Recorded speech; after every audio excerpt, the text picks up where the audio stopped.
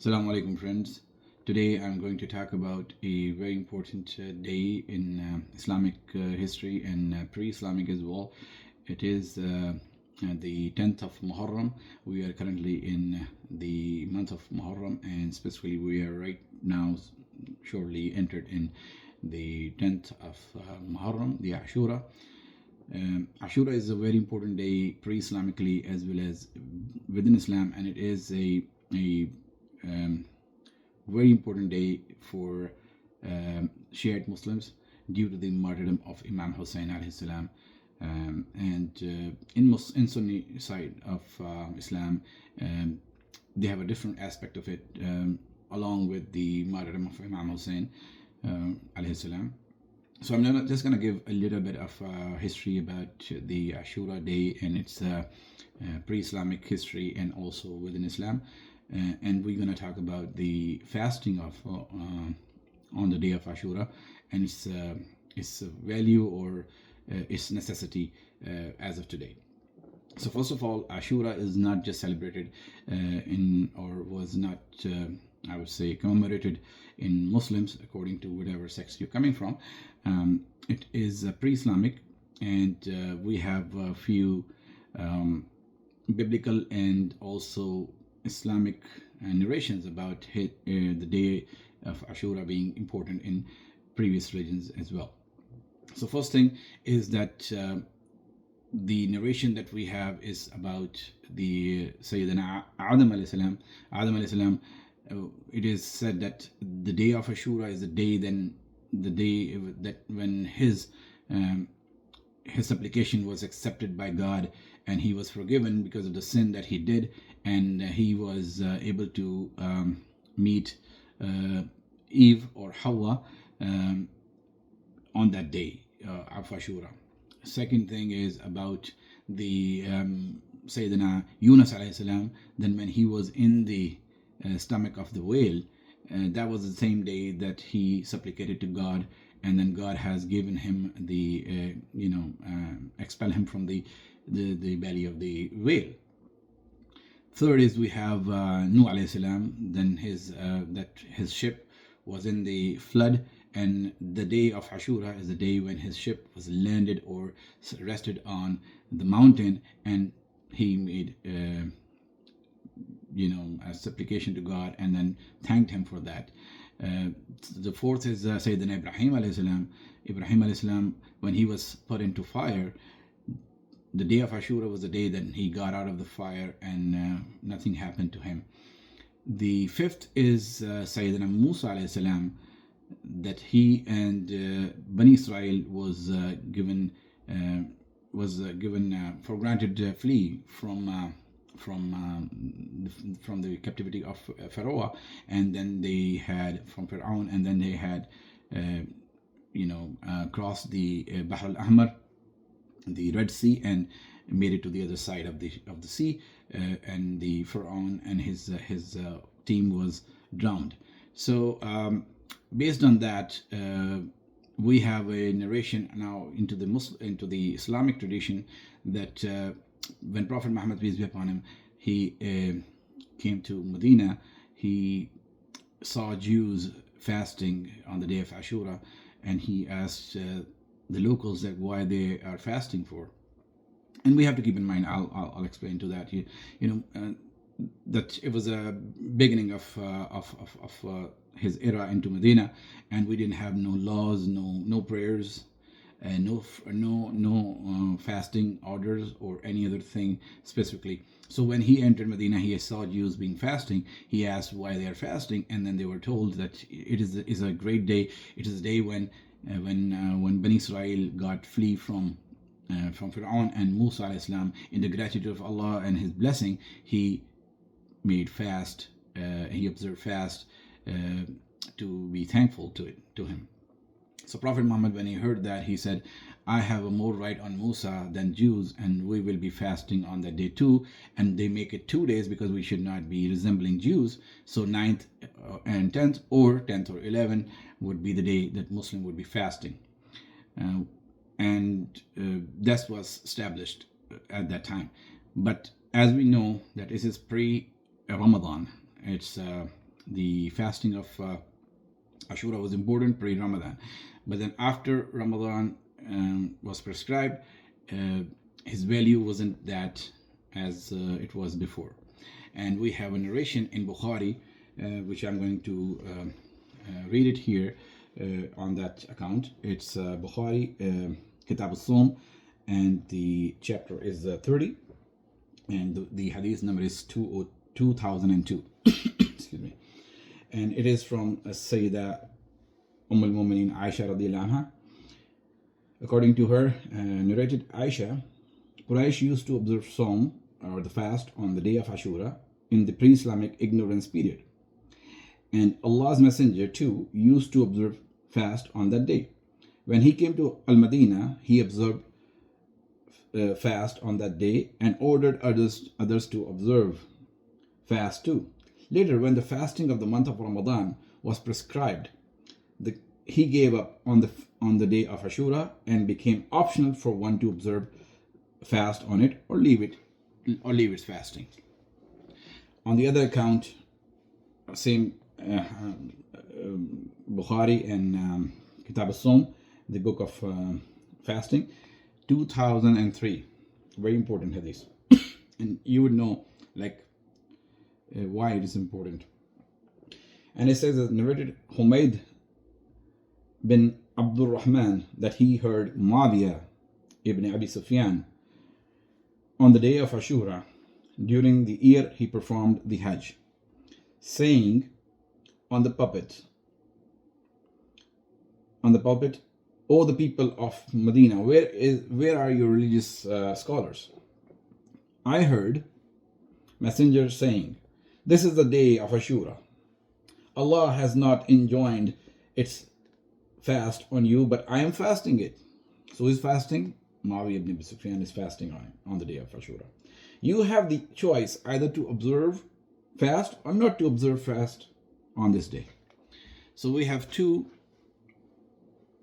opinions or two hadith from Bukhari, not anything else, that the fasting of Ashura was actually sort of mandatory pre-Ramadan, but when the Ramadan came in, Prophet stopped observing it, and it became optional. And there is nothing very important about it as of today. So the other thing I wanted to bring to the attention, that on the contrary, the fasting was in the greatness or gratefulness of the event that Banu Israel was freed from the captivity of Pharaoh and brought to the Holy Land. So that was you can say a event of happiness, or sort of Eid for them. But on the contrary, we have a very solid hadith that our Prophet, peace be upon him, was told about the martyrdom of Imam Hussein radiallahu anhu alayhi salam, and he was sorrowful. He was very, very sad about that, and he cried. So we have a hadith here from the narration of Salama, the wife of Prophet, and it's in the Musnad Ibn Ahmad, Imam Ahmad, Musnad Ahmad, and the hadith is from Waqi. He said that he narrated from Abdullah ibn Sa'id, from his father, and from Aisha or Salama, for either of them. The Abdullah ibn Sa'id wasn't sure whether it's Aisha radiallahu anha or Salama, but most likely it's Salama. That the Prophet said to one of them, either Aisha or Salama, "An angel entered the house on me. He never entered on me before. And he said to me, 'This son of yours, Al-Hussein, will be killed.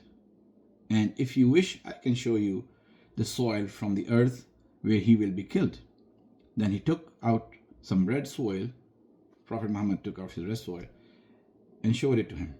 And Albani says that this hadith is as good as the hadith of or narrations of Bukhari and Muslim, because it says هذا إسناد رجاله كلهم ثقات رجال الشيخين. رجال الشيخين means that Bukhari and Muslim. So this is a very authentic hadith that we have, and there is a dream in of Ibn Abbas. It's not in the book of hadith, but it's mostly in the Tarikh book, in the history books. Ibn Asakir, Tarikh Ibn Asakir. And in that narration, or his dream, he said that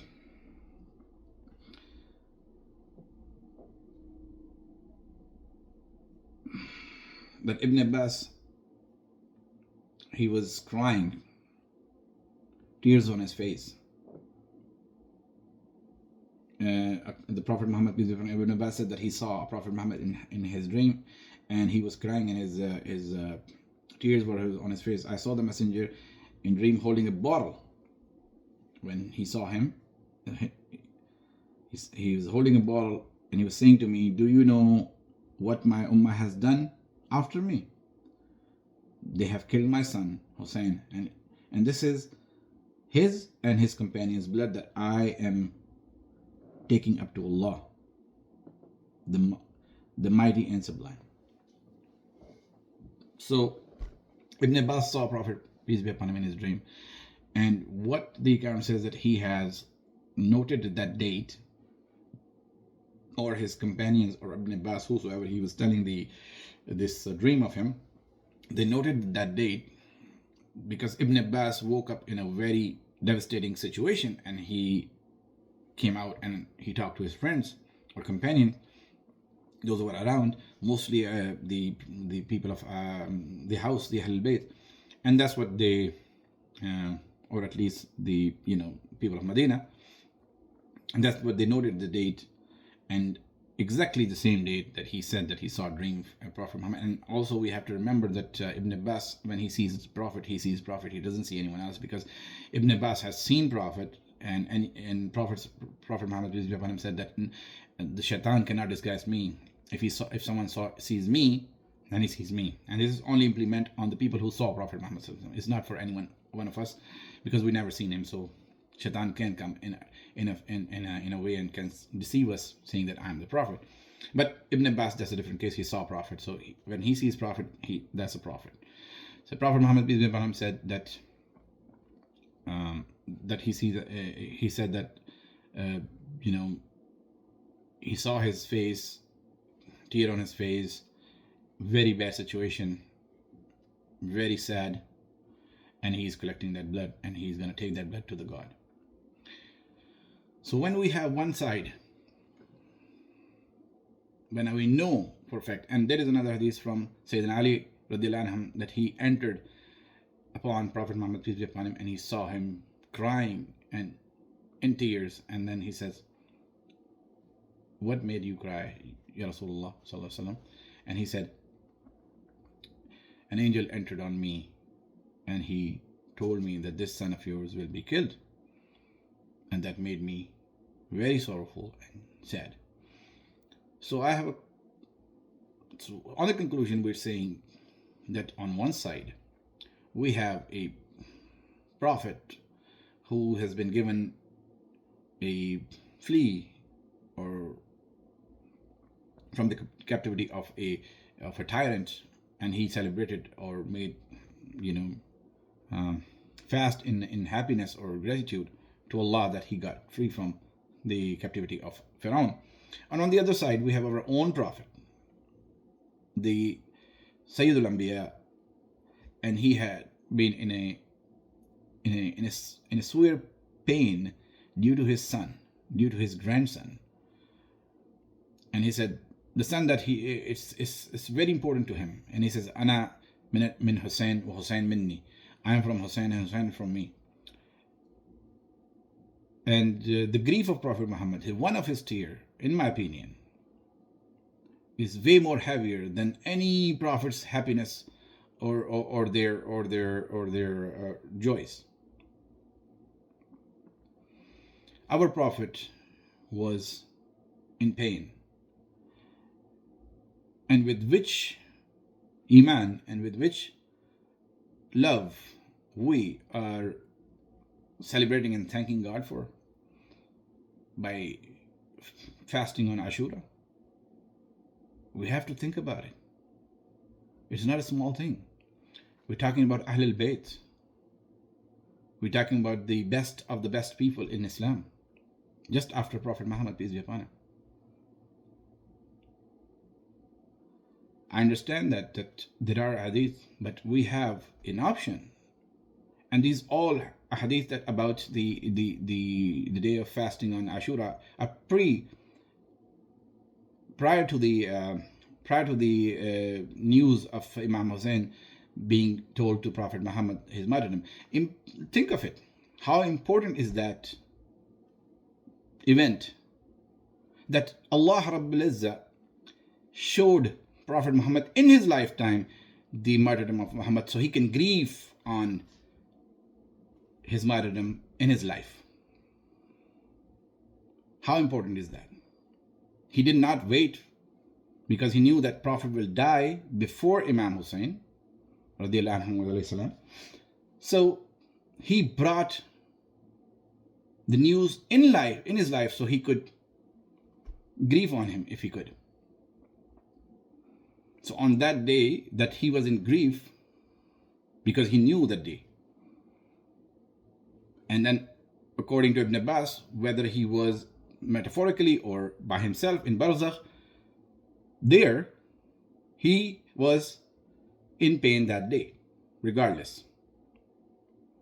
So is it important for us to celebrate or to be thankful to God for a Bani Israel? Are we serious about it?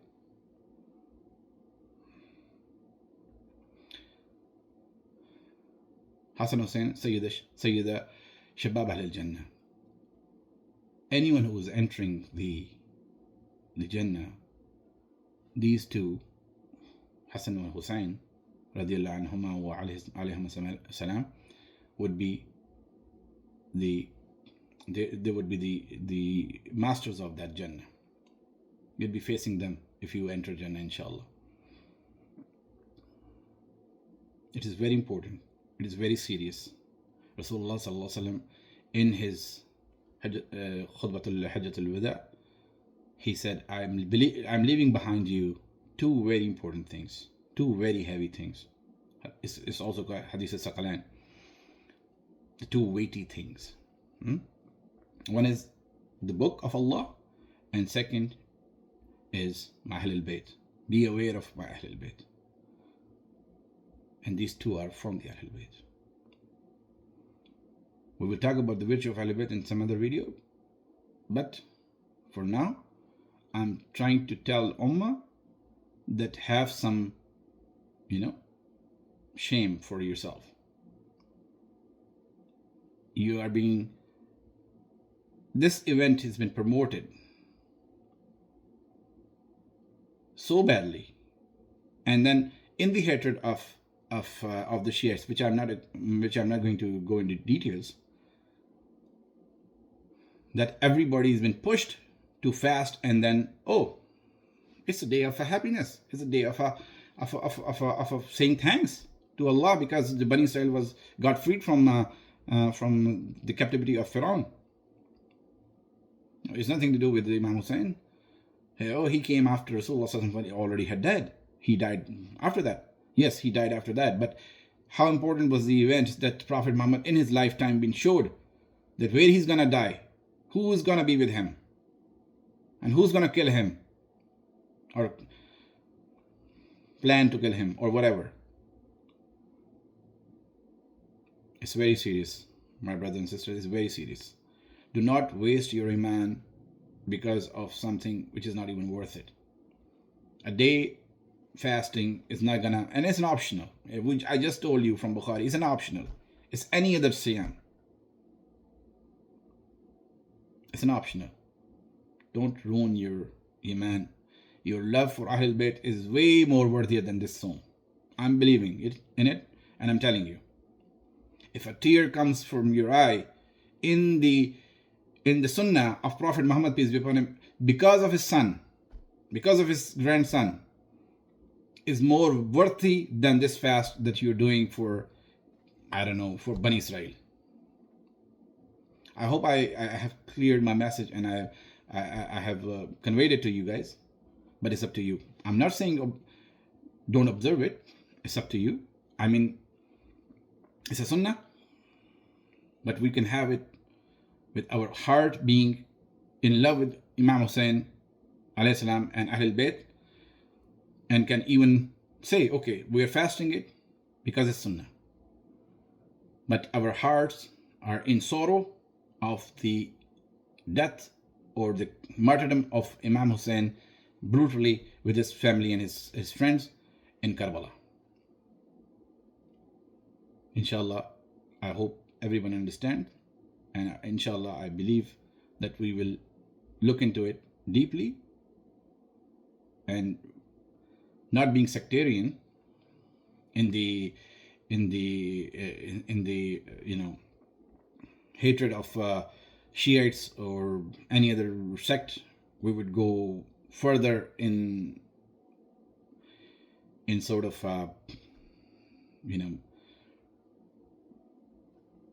astrayness in this matter. I used to be like that, and I know what exactly I'm talking about, because I used to be like that. Just to tease the Shiites, we wanted to have this fast to show them that it's not a day that we should be sorrow or in pain or having this gham. I used to be like that. It's not worth it, because the other side is not from the Shiite. I'm talking about the other side is Ahlul Bayt. No matter what's your relation or what's your problem with Shiites, set aside. Ahlul Bayt it's a done deal.